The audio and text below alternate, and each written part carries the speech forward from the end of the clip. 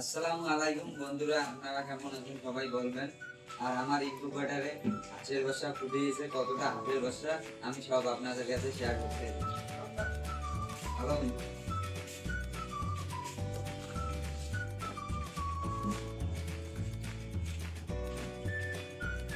এই দেখতেই পাচ্ছেন কতগুলো হাঁসের বাচ্চা আমার ইনকিউবেটরে ফুটিয়েছে। এখন আমি একে বোর্ডিং করার জন্য নামিয়ে নিব।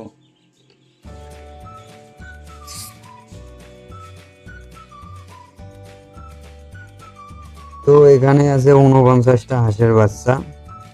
এখন আমি নতুন করে আরো 2টা ইনকিউবেটর বসাইছি, ওখানে ডিম আছে 250টা।